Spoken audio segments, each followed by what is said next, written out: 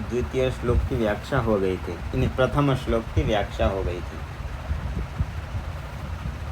रूपम दृश्यम लोचनं दृक् तदृश्यम दृक्तु मानसम दृश्याधिवृत्तयः साक्षे दृगेव न तु दृश्यते।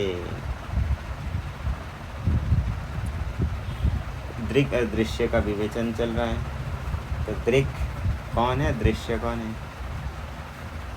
रूप आदि दृश्य है, रूप को प्रकाशित करने वाले जो लोचन है वो दृक्, चक्षुरादि इंद्रियां वो है दृक्, और रूप आदि है दृश्यम। लोचन भी दृश्य है मन की अपेक्षा।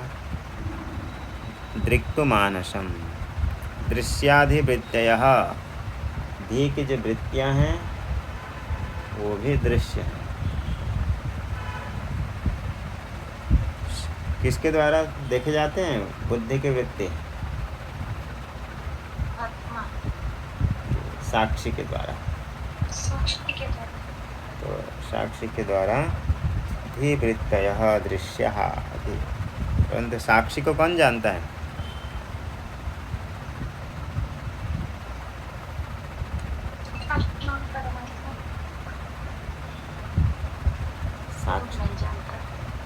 जी, साक्षी को यदि कोई जानेगा तो वो क्या हो जाएगा? दृश्य हो जाएगा। लेकिन दृग एव न तु दृश्यते, साक्षी तो सदा दृग ही है, दृश्य नहीं। ये विचार बताया। अभी जो प्रथम श्लोक आया था उसकी व्याख्या करेंगे द्वितीय श्लोक के द्वारा। ये जो रूप क्या क्या है ऐसे बता रहे हैं।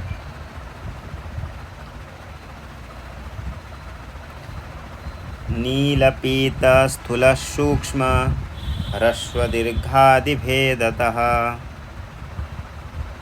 अच्छा, अवतरणिका रह गया था इसका।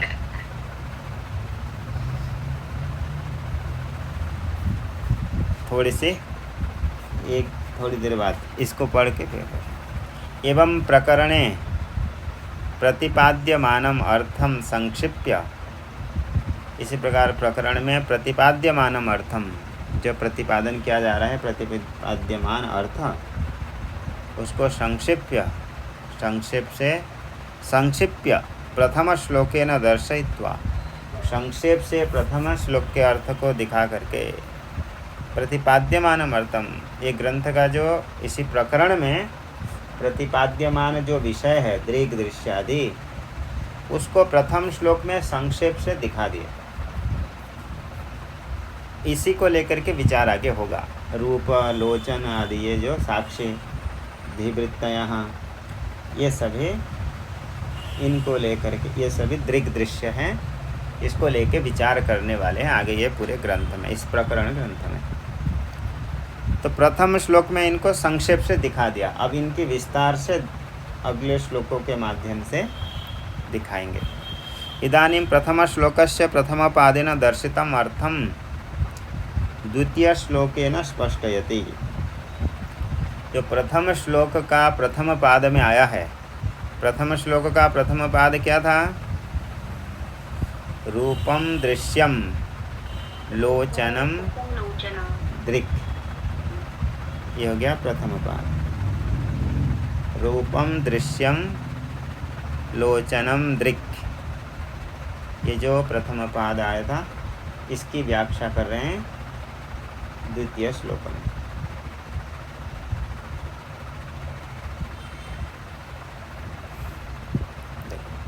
नीलपीत स्थूल सूक्ष्म ह्रस्व दीर्घादि भेदतः।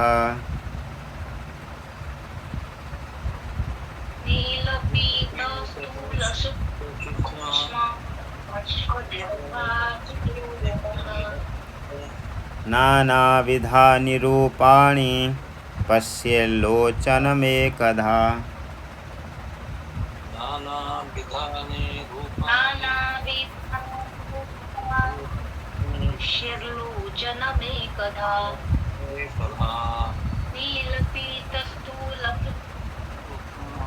ह्रस्वदीर्घादिभेदतः नानाविधानि रूपाणि पश्यल्लोचनमेकधा। तो जो प्रथम श्लोक के प्रथम पाद में आया था रूप, उसको स्पष्टीकरण कर रहे हैं। नील पीत स्थू, ये सभी नील पीत हरित कपिश चित्र इत्यादि सप्तविधम, 7 प्रकार के। नील पीत हरित कपिश चित्र भेदात सप्तविधम, 7 प्रकार के रूप होते हैं। लोक में तो इसको मिला करके कई प्रकार के रूप आदि बन जाते हैं। कलर को मिक्स कर देते हैं तो बहुत सारे रूप उससे बनते हैं। तो नील पीत स्थूल आदि ये होते हैं रूप। इसी प्रकार सूक्ष्म ह्रस्व दीर्घ आदि भेदतः पदार्थ द्रव्य आदि होते हैं, उसमें रहने वाले ह्रस्व दीर्घ आदि भेद। जैसे कोई छोटा सा रूप है, बड़ा रूप है, ह्रस्व है, सूक्ष्म है, दीर्घ है इत्यादि भेद से ये सभी दृश्य होते हैं। वस्तु को देख के पता चलता है। ह्रस्व दीर्घ आदि ये दृश्य पदार्थ। नाना विधानि रूपाणि, और नाना प्रकार के रूप ये दिखते हैं। तो जो नाना प्रकार के रूप हैं इनको कौन देखता है? लोचनम, लोचन चक्षु देखता है। चक्षु के द्वारा इन सभी का ज्ञान होता है।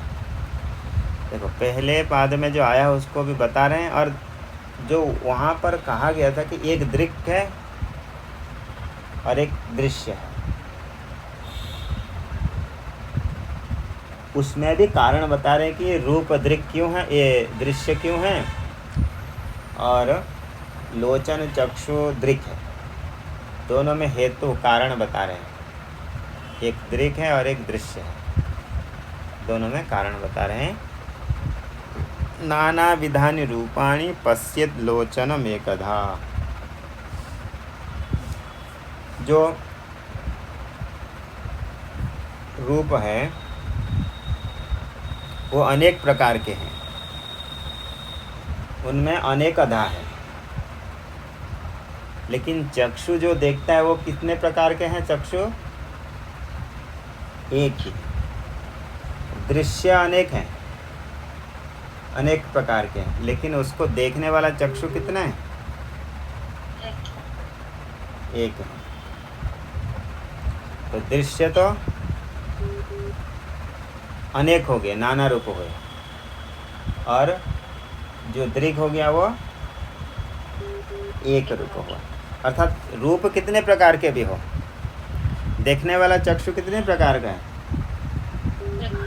एक ही है। तो यही दोनों में दृक् और दृश्य के प्रति कारण है। इसको टीका में बताएंगे। पश्येत् लोचनम एकधा, एक रूप से चक्षु देखता है। अर्थात देखने वाला चक्षु एक ही है, दृश्य अनेक है। इसका यही कारण है कि ये रूप आदि दृश्य हैं और चक्षु क्या है? दृक्। कल ऐसे तो बताते समय मूल में आप लोगों को बताए थे कि प्रकाशक होने से दृक् है, प्रकाश्य होने से दृश्य, ऐसे आप लोगों को कहे थे अपनी तरफ से ही। परंतु अभी यहाँ पे जो ग्रंथकार अपना हेतु बता रहे हैं, कारण बता रहे हैं कि रूप रस गंध आदि दृश्य क्यों हैं और चक्षु दृक् क्यों हैं, ये कारण इसमें अंतिम मतलब पश्येत् लोचनम एकधा, इसके द्वारा इसको स्पष्टीकरण कर रहे हैं। देखिए, दृश्यत्व दृक्त्वयोः नानात्वेकत्व हेतुकत्वात्। जो दृश्यत्व और दृक्त्व है, दृश्य में क्या रहेगा? दृश्यत्वम। और दृक् में क्या रहेगा? दृक्त्वम। दृश्य में रहेगा दृश्यत्वम, दृक् में रहेगा दृक्त्वम। जैसे मनुष्य में मनुष्यत्वम, मानविकता, मनुष्यता, ये समझ में आएगा, क्योंकि ये व्यवहार में आता है। लोक में कहते हैं ना कि तुम्हारे अंदर मानविकता नहीं है, मनुष्यता, मनुष्य में रहने वाले जो धर्म, गुण धर्म, मानव, ऐसे मानविकता, मनुष्यता, इसी प्रकार जो पदार्थ होता है उसमें रहने वाले जो गुण धर्म, दृक्ता, दृक् में रहने वाले जो दृक्त्वम, दृक्ता, इसी प्रकार दृश्य में रहने वाले जो गुण धर्म हैं, दृश्यत्वम, इसके प्रति हेतु कारण कौन है? तो उसके लिए बता दिए नानात्व एकत्व हेतुकत्वात्। नानात्व और एकत्व ये दोनों हेतु हैं। यथा संख्या मनुदेशः समानाम, व्याकरण पढ़े, क्रम से लगा लीजिए। देखो दृश्यत्व कितना है? नाना है। दृश्य है नाना। दृक् कितना है? एक। तो क्रम से दृश्य में रहेगा दृश्यत्वम, ये नानात्वम, और दृक् में क्या रहेगा? एकत्वम। ये हेतु है इनके प्रति, दृश्यत्व और दृक्त्व के प्रति। रूप रस गंध आदि दृश्य क्यों हैं? क्योंकि वो नाना है, अनेक हैं, इसलिए। इन सबको देखने वाला चक्षु दृक् क्यों है? क्योंकि वो एक है, इसीलिए। इसको बता दिए दृश्यत्व दृक्त्वयोः नानात्व एकत्व हेतुकत्वात्। समास करेंगे तो नानात्व एकत्व हेतु ययोः, ऐसे बन जाएगा। दृश्यत्व दृक्त्वयोः, उस दोनों में रहेगा दृश्यत्व दृक्त्व। नीलपीतादि अनेक भेद भिन्नत्वेन दृश्यत्वं प्राप्तानि रूपाणि। इसको बता रहे कि उसको स्पष्टीकरण देखो। अनेक भेद भिन्नत्वेन, अनेक भेद वाले हैं। भेद के कारण सभी क्या हैं? भिन्न भिन्न। नील से पीत भिन्न है, पीत से नील, नील से हरित, कपिश, चित्र, ह्रस्व, सूक्ष्म, ये सभी भिन्न भिन्न हैं। तो बोले ये सभी भिन्न भिन्न क्यों हैं? क्योंकि ये सभी भिन्न भेद है सभी में, परस्पर में भेद होने के कारण ये सभी क्या हैं? भिन्न। अब भिन्न होने से ये सभी क्या हो गए? दृश्यत्वम। ये सभी क्या हो जाएंगे? दृश्यत्वम प्राप्तानि, दृश्यत्व को प्राप्त करना। अनेक भेद भिन्नत्वेन दृश्यत्वं प्राप्तानि रूपाणि। ये जितने भी रूप आदि हैं ये सभी दृश्य हैं, क्योंकि वो सब भेद वाले हैं, भिन्न भिन्न हैं, अलग हैं, अनेक रूप हैं, यही इसका कारण है। और चक्षुदृक् है। तो चक्षुदृक् कैसे है? चक्षुरिंद्रियम स्वयं, जो चक्षुरिंद्रिय है स्वयं स्वग्राह्य रूप भेदानुकूल स्वरूपम भेदम अगृहीत्वा एव एक रूपेण एव पश्येत गृह्णात्। पश्येत मतलब ऐसे ग्रहण करता है, ग्रहण करने से गृह्णात्, गृह्णात् अर्थात जो चक्षुरिंद्रिय है स्वयं स्वग्राह्य रूप भेद अनुकूल स्वरूप भेदम, चक्षु जो अनेक पदार्थ को ग्रहण करता है तो उसमें अपने आप को अनेक रूप करके अलग अलग सबको ग्रहण करता है, अलग अलग रूप से नहीं।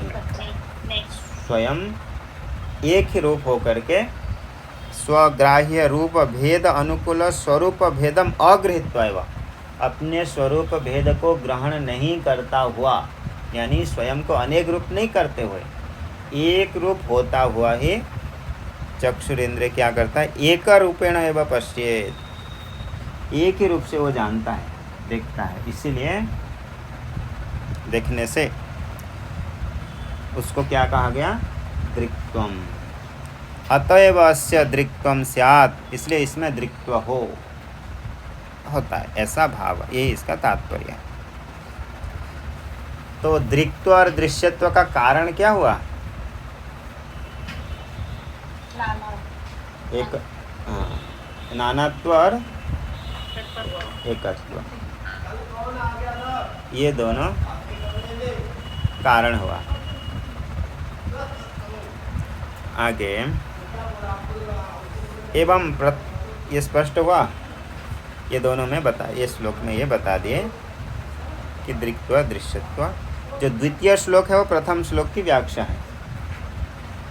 एवं प्रथम श्लोकस्य द्वितीय पादोक्तम अर्थम स्पष्टीकुर्वन् चक्षुरिंद्रिये प्रदर्शितम न्यायम श्रोत्रादि इंद्रियेषु अपि अतिदिशति। जैसे अभी आप लोगों को ये बताया गया कि रूप रस आदि दृश्य हैं और जो चक्षुरिंद्रिय है वो दृक् है। इसी नियम को श्रोत्र इंद्रिय में भी अतिदेश कर लेना। जैसे एक इंद्रिय में आप समझ गए चक्षुरादि इंद्रिय दृक् हैं, उसके द्वारा जितने भी वस्तु ग्रहण होते हैं वो सभी क्या होते हैं? दृश्य होते हैं, एकत्व नानात्व को लेकर के। इसी प्रकार श्रोत्र इंद्रिय क्या बनेगा? दृक्। और उसके द्वारा जो भी ग्रहण होते हैं, श्रोत्र इंद्रिय के द्वारा क्या ग्रहण होते हैं? शब्द आदि ग्रहण होते हैं। तो वो जो शब्द आदि है वो शब्द दृश्य होंगे और श्रोत्र इंद्रिय जो होगा वो दृक् होगा। इसी बात को बता रहे हैं। श्रोत्रादि इंद्रियेषु अपि अतिदेशति। अतिदेश कर रहे हैं, आरोप कर रहे हैं। ये ऐसा ही समझना। आंध्य मांद्य पटुत्वेषु नेत्रधर्मेषु चैकधा।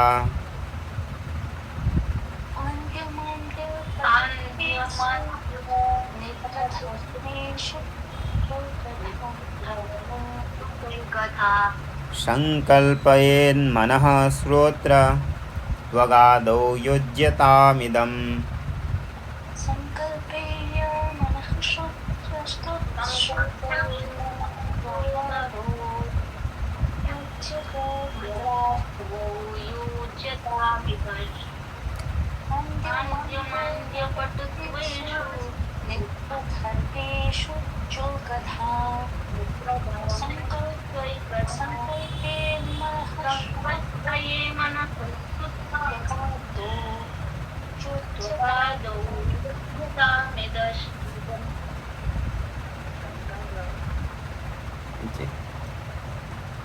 आंध्य मांद्य पटुत्वेषु नेत्रधर्मेषु च एकधा संकल्पयेत् मनः श्रोत्रत्वगादो योज्यतामिदम्। जैसे चक्षुर इंद्रिय में भी अनेक धर्म रहेंगे, क्योंकि पहले बताए थे चक्षुर इंद्रिय भी दृश्य है। किसके प्रति? मन के प्रति। तो उसी चक्षुर इंद्रिय में भी अनेक धर्म रहेंगे। क्या क्या? आंध्यम मांद्यम पटुत्व नेत्र धर्मेषु च।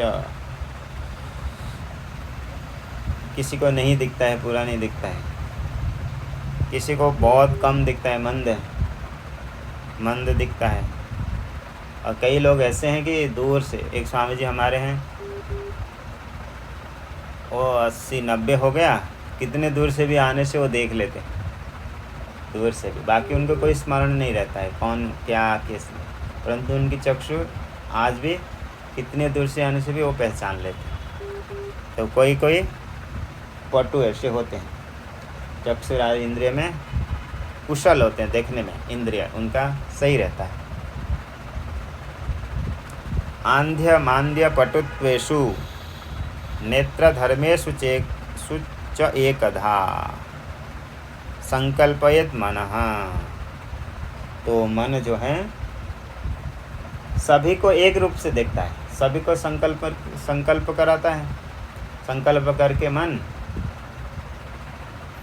सबको स्फूर्ति प्रदान करता है, ग्रहण करता है, चक्षुरादि इंद्रियों का ग्राहक होता है। तो वही चक्षुरादि इंद्रिय में नानात्व रह गया। क्या क्या रह गया? आंध्य रह गया, मांद्य, मंदता, पटुत्व आदि अनेक धर्म को कौन संकल्प करता है? मन। इसी प्रकार श्रोत्र इंद्रिय के द्वारा भी समझ जाना। कोई व्यक्ति बहुत सुन पाता है, कोई कम सुनता है, कोई सुन भी नहीं पाता है। इसी प्रकार सभी इंद्रियों में अनेक धर्म रह गया, नाना धर्म रह गया। उन सबको जानने वाला, संकल्प करने वाला कौन है? मन एक है। तो नानात्व एकत्व रह गया दोनों में, रहा। इंद्रियों में रह गया नानात्व, मन में रह गया एकत्व। तो इंद्रियां हो जाएंगे दृश्य और मन हो जाएगा दृक्। ये पूर्व श्लोक में जैसे बताए थे, प्रथम श्लोक में लोचनम दृक् तदृश्यम दृक्तु मानसम जो बताए थे भाई। संकल्पयेत मनः श्रोत्रत्वाक् आदौ योज्यतामिदम्। इसी प्रकार श्रोत्रत्वक आदि में इसको योजन कर लेना है। आंध्यम नाम सामान्य आकारेण अपि स्वविषय ग्रहणा सामर्थ्यम। अंध उसी आंध्य, अंध में रहने वाले जो आंध्य, अंधता, सामान्य आकारेण भी, थोड़ा सा भी जिसको दिखाई नहीं देता। स्वविषय ग्रहणा सामर्थ्यम, स्वविषय को ग्रहण करने में जिसके थोड़े से भी सामर्थ्य नहीं है। विषय सामान्याकार ग्राहकत्व मांद्यम, जब आँख से ज़्यादा नहीं दिखती है तो पता चलता है कुछ तो है, लेकिन क्या है ये नहीं पता चलता। गुरुजी क्षमा करें, इंद्रियों में नाना तो बोले तो कैसे इंद्रियों में नाना तो यानी सारे इंद्रियों के, सभी इंद्रियों में नाना धर्म रह रहा है। सारे आंध्य रह रहा है, मांद्य रहता है, पटुत्व रहता है, अनेक धर्म नहीं रहा इंद्रियों में। अनेक धर्म रहने से नानात्व उसमें आ गया। इसी पर विषय सामान्यकार ग्राहकत्व मांद्यम, मंदता के कारण विषय को सामान्य आकार से ग्रहण करता है। तो कुछ तो है वहाँ ऐसे, लेकिन पता नहीं चल रहा है, चक्षुमांद्य हो गया। आगे स्व विषय सूक्ष्म विशेषाकार ग्रहण सामर्थ्यम पटुत्वम। जैसे पक्षी जाती है, वो उनके चक्षु इतनी तेज होता है कि वो बहुत दूर से देखते हैं। तो चक्षुरिंद्रिय में पटुता रहती है। एवं अत्र नेत्र धर्मेषु आंध्य मांद्यादि भेद भिन्नेषु अपि नानात्वेन एव हेतुना भाष्यमानत्वात्। नेत्र आदि श्रोत्र आदि में रहने वाले धर्म कितने हो गए? अनेक धर्म हो गए, नाना धर्म हो गए। नानात्वेन एव हेतुना भाष्यमानत्वात् तान् नेत्र धर्मान् भाष्य भेदान् अनुरूप स्वरूप भेदम अगृहीत्वा एक रूपेण मनः संकल्पयेत्। परंतु इन सभी को संकल्प करने वाला मन अनेक रूप में होकर के इनको ग्रहण कर रहा है? नहीं, एक ही रूप से ही मन इन सभी इंद्रियों को का प्रेरक बन जाता है। इसलिए मन में दृक्त्वम।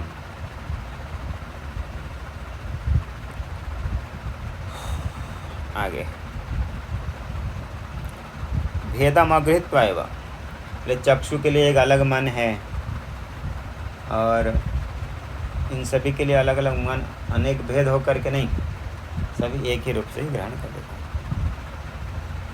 जो संकल्प विकल्प करने वाले मन, संकल्प विकल्पात्मक मन। मम चक्षुरंधम, मम चक्षुर्मंदम, मम चक्षुः पटु इति। ऐसे कहते हैं कि मेरे चक्षु दिख नहीं रहा, अंधम मंदम चक्षुपटु इति व्यवहार दर्शना। अतएव अस्य मनसः दृक्त्वं भवति, इसलिए मन दृक् है तो उसमें रहेगा दृक्त्वम। श्रोत्रत्वादि इति अत्र च शब्दः संबध्यते। श्रोत्रत्व आदौ योज्यताम च, एक धा में जो च आया है, श्रोत्रत्व आदौ च योज्यताम। श्रोत्रत्व आदि जिह्वा घ्राणेषु अपि इदं स्वविषयापेक्षया दृक्त्वं स्वभाषक मानसापेक्षया दृश्यत्वं यथोचितं वार्धक्यादिं च योज्यताम् उह्यताम् इति अर्थः। ये जितना ये न्याय दिखाए, कारण बताए, ऐसा कारण सभी इंद्रियों में समान प्रकार से कल्पना कर लेना। अपने अपने विषय के प्रति दृक्त्व और मन के प्रति सभी दृश्यत्व हो जाएंगे। समान न्याय है, अलग से नहीं है, इसलिए इसको नहीं बताया। जिह्वा घ्राण स्विषय अपेक्षया दृक्त्वम, अपने विषय को लेकर के दृक्, और भाषक मन की अपेक्षया दृश्यत्व। ये हो गया। इदम यथोचितम बाधिर्यादिकम च, बधिरता आदि श्रोत्र में मंदता, पटुता आदि ये सभी कल्पना करके समझ जाना। ऐसे उइहताम यानी कल्प्यताम, ऐसे कल्पना कर लेना चाहिए।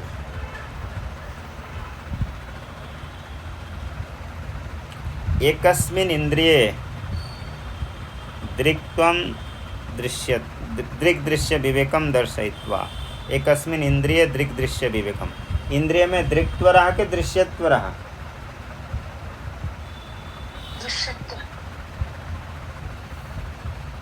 दोनों अभी तक इंद्रिय में दोनों हुआ, दृक्त्व भी रहा, दृश्यत्व भी रहा। एवं एकस्मिन् इंद्रिये दृक्त्वं दृक्दृश्य विवेकम दर्शयित्वा, दृक् और दृश्य का विवेक दिखा दिए इंद्रिय में। मन में दृक् भी रहा, दृश्य भी रहा। शास्त्र में और भी तो आता है, इंद्रियेभ्यः परा ह्यर्था अर्थेभ्यश्च परम मनः मनसस्तु परा बुद्धिर यो बुद्धे परतस्तु सः। कहाँ की बात, कहाँ की श्लोक है ये? भगवद गीता की, भगवद गीता की है। कठोपनिषद में भी ऐसे आता है, इंद्रियाणि पराण्याहुर इंद्रियेभ्यः परम मनः मनसस्तु परा बुद्धिर यो बुद्धे परतस्तु सः। दोनों का एक जैसे लगता है।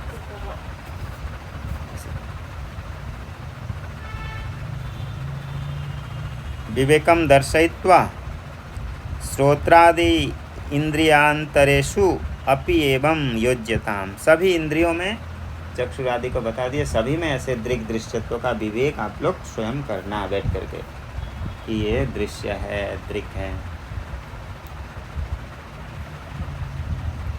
आचार्यस्य स्वशिष्ये स्वबुद्ध्या क्रियमाणः दृग्दृश्य विवेक एव पुरुषार्थ उपाय भवति इति अभिप्राय। क्योंकि आचार्यस्य स्वशिष्ये स्वबुद्ध्या क्रियमाण, आचार्य जो है अपने शिष्य के बुद्धि के द्वारा क्रियमाण दृश्य दृग्दृश्य विवेक पुरुषार्थ का साधन है, इसलिए छोड़ दे रहे हैं। एक तो बता दिया आप लोगों को, बाकी आप लोग स्वयं कल्पना करेंगे तो आपका ये क्या सिद्ध होगा? पुरुषार्थ होगा। ऐसे तो कंप्यूटर हैं, आप लोग तो क्या होगा, तुरंत ही स्वीकार कर लेते हैं कि हाँ, एक ही बार में मान लेते हैं। जैसे चक्षु का हो गया, क्या विचार करना है? श्रोत्र का भी तो वैसे ही है, कॉपी पेस्ट एक ही बार में। तो आचार्यस्य स्वशिष्ये ही स्वबुद्ध्या क्रियमाणः दृग्दृश्य विवेक एवं पुरुषार्थ उपाय, जो पुरुषार्थ परम पुरुषार्थ का उपाय है, भवति इति अभिप्राय, यही आचार्य जी का अभिप्राय है। इसलिए कुछ आप लोगों के लिए छोड़ के दे रहे हैं। प्रथम श्लोकस्य उत्तरार्धे साक्षी दृक् एव इति अन्तेन ग्रंथेन प्रदर्शितम अर्थम विषेदयति। प्रथम श्लोक के अंतिम में आया था दृगेव न तो दृश्यते, ये अंतिम में आया था। दृश्याधिवृत्तयः साक्षी दृग् एव न तो दृश्यते, उसी अंश का भी व्याख्या कर रहे हैं। प्रथम श्लोकस्य उत्तरार्धे जो बोले इंद्रिया दृश्य दोनों हुए, ये कैसे समझने का, ही मैं थोड़ा सा। अपने विषय के प्रति इंद्रिय है दृक्, अपने विषय के प्रति इंद्रिय बन गया दृक्, मन के प्रति विषय क्या बन गया? ये इंद्रिया क्या बन गया? दृश्य। तो एक इंद्रिय दृक् हुआ कि दृश्य हुआ? दोनों हो गए। दृश्य किसके लिए हुआ?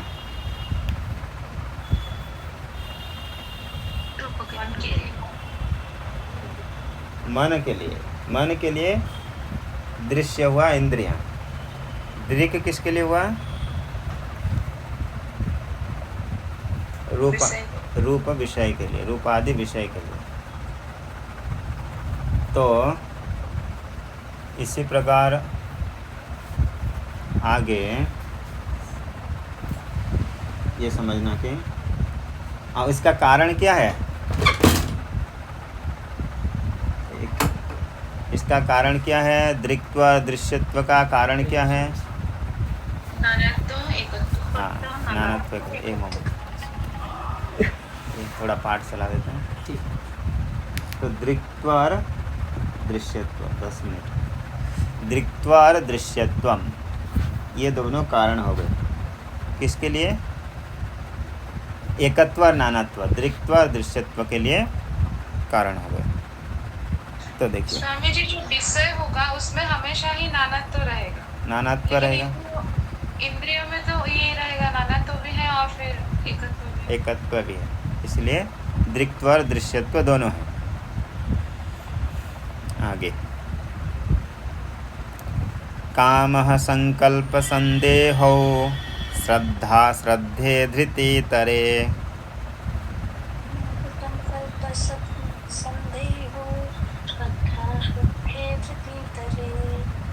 ह्रीध्रीर्भिरित्यैव ह्रीध्रीर्भिरित्यैव मादिन् भाष्यत्येकदाचितिः।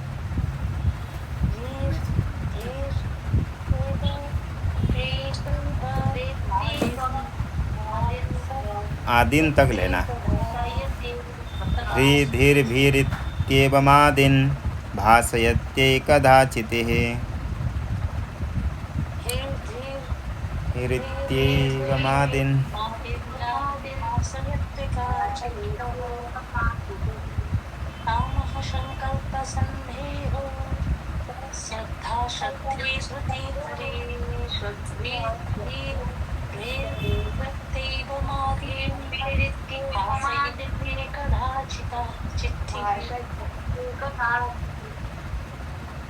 हाँ, जो बताए थे कि साक्षी दृग एवं न तो दृश्यते, तो उसको बता रहे हैं कि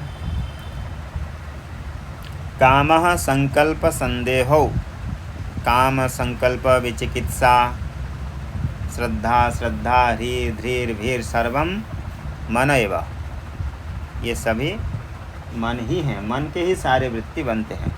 ये बृहदारण्यकोपनिषद में आया। धृति इतरे, अन्य भी सभी ह्री धीर भीर, ह्री यानी लज्जा, धी बुद्धि, भी भय, इत्येवम् आदिन भाषयति एकदा एकधा चितिः। चिति जो साक्षी एक रूप से यानी चेतन तो एक ही है, तो दृक् रूप से ही इन सबको भाषित करता है। कामः संकल्प संदेह, जितने भी अंतःकरण के वृत्ति हैं उन सभी को प्रकाशित करने वाले कौन हैं? साक्षी।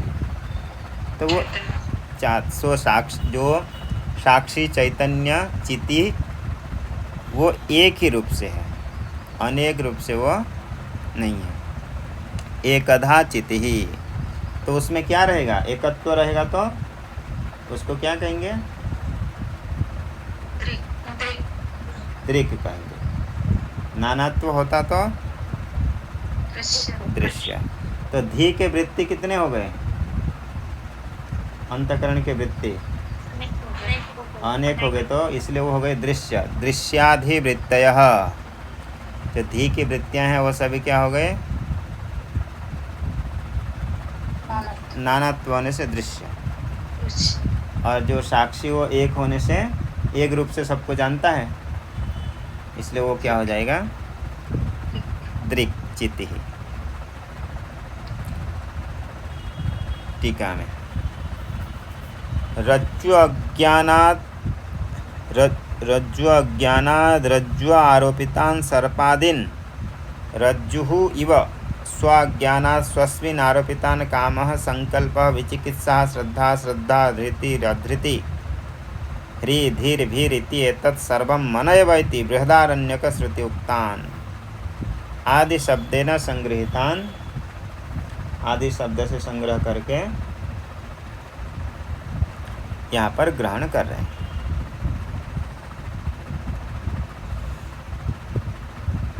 तो देखिए पूर्ण विराम तो बहुत आगे है, इसलिए व्याख्या ही कर लेते हैं, कितना पढ़ेंगे उसको। जो कामः संकल्प संदेहौ, ये सभी धी के वृत्तियाँ हैं। बोले कैसे दिख रहे हैं? रज्जु अज्ञानात् रज्जु आरोपितान सर्पादीन, रज्जु इवह, जैसे रज्जु में आरोपित होता है सर्प, उसका उपादान कौन है? रज्जु की, रज्जु का अज्ञान, रज्जु का अज्ञान, यही तो विचार चल रहा है विवरण में। रज्जु अज्ञान क्या है? भाव रूप अज्ञान क्या बनता है? उपादान। तो रज्जु अज्ञानात् रज्जु आरोपितान सर्पादीन, रज्जु इव स्वाज्ञानात्, रज्जु अपने अज्ञान से, यानी रज्जु के अज्ञान से, इसी पर आत्मा अपने व्यक्ति अपने स्वरूप के अज्ञान से अपने आप में क्या देखता है? ये सभी धर्म, काम संकल्प विचिकित्सा, क्योंकि अपने को शुद्ध स्वरूप का बोध नहीं करता है, स्वयं को अनुभव नहीं करता है चैतन्य आत्मा रूप से, अपने आप को मन बुद्धि अंतकरण के साथ तादात्म्य करके जानता है, कर्ता भोक्ता, तो उसमें ये सारे वृत्तियाँ भी अंतकरण के रहेंगे। तो जैसे रज्जु अज्ञानात् रज्जु आरोपितान सर्पादीन, रज्जु में आरोपित सर्प आदि, कभी किसी को माला भू छिद्र अनेक रूप से उसको दिखते हैं, वास्तव में वो रज्जु ही है। रज्जु इव स्व अज्ञानात्, जिस रज्जु के समान स्वयं के अज्ञान से स्वस्मिन् आरोपितान कामः संकल्प विचिकित्सा, स्वयं में कल्पित जो आरोपित काम संकल्प विचिकित्सा, विचिकित्सा यानी संशय, संकल्प जो मन से संकल्प करते हैं,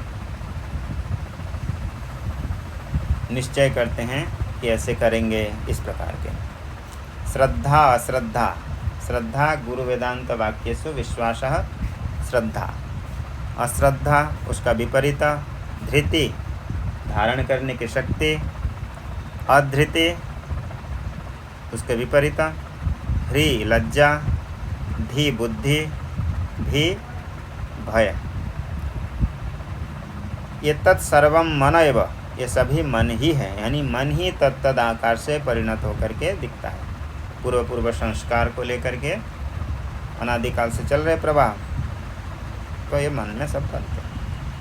ये वैति बृहदारण्यक श्रुति उक्तान आदि शब्देन संगृहीतान, आदि शब्द से ग्रहण कर लेना चाहिए। अच्छा, आदि संगृहीतान एतरे उपनिषादि उक्तान संज्ञादीन, एतरे उपनिषद के 3 अध्याय के 2 मंत्र जो आया है, उसमें भी प्रज्ञान बुद्धि के ही ये सभी धर्म हैं, वहाँ पर ये बताए हैं। एतरे उपनिषादि उक्तान संज्ञादीन च स्वरूप अज्ञान स्वरूप ज्ञान अपनोद्यान, जो अपने स्वरूप के ज्ञान से जिनका अपनोदन होता है, नाश होता है, एतान सर्वान अपि, इन सभी को अंतःकरण वृत्ति विशेषान, ये जो अंतःकरण के वृत्ति विशेष हैं, स्वगतादि भेद रहित सच्चिदानंद लक्षण ब्रह्म अभिन्न कुटस्थ प्रत्यग रूप सर्वसाक्षिणी चिति एकधा भासयति, ये सभी जितने भी अंतःकरण की वृत्तियां हैं, इन सभी को सर्वान अपि अंतःकरण वृत्ति विशेषान, जितने भी अंतःकरण के वृत्ति विशेष हैं, स्वगतादि भेद रहित, स्वगत सजातीय विजातीय भेद से रहित जो सच्चिदानंद एक रस स्वरूप लक्षण ब्रह्म, ऐसे स्वरूप ब्रह्म के अभिन्न कुटस्थ, जिसमें किसी प्रकार के भेद नहीं है, ऐसे कुटस्थ निर्विकार प्रत्यग रूप, जो प्रत्यगात्मा मन बुद्धि इंद्रियों की जो साक्षी, इनको प्रकाशित करने वाला प्रत्येक रूपा सर्व साक्षिणी, बुद्धि के जितने भी वृत्तियां हैं इनके जो साक्षी, चिति ही चैतन्य एकधा भाषयति, एक रूप से इनको जानता है। तो इसलिए उसको क्या कहेंगे? दृक्, क्योंकि एकधा भाषयति। दृक्त्व का हेतु क्या है? एक रूपता, एकत्व। अतः विकार कारण अभावात् स्वभाष्य वस्तु भूत विकार अनुरूपम स्वगत विकार मंतरेणापि एक रूपेण एव प्रकाशयति इति यावत्। अर्थात विकार कारण अभावात्, साक्षी इन सबको जानता है तो एक रूप से जानता है।